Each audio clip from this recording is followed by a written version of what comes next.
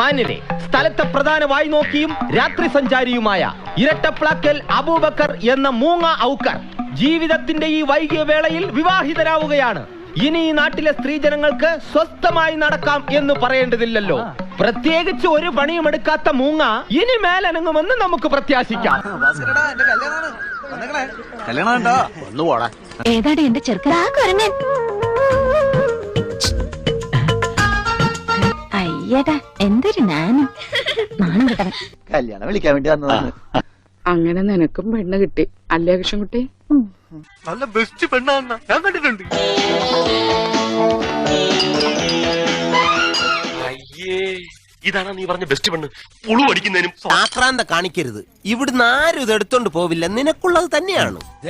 എനിക്ക് കെട്ടാൻ മുട്ടിയിരിക്കാണ്, എന്നെ തടയരുത്. എന്റെ ദേഹത്ത് ആദ്യമായിട്ട് തൊട്ടത് ഈ ഏട്ടനാ.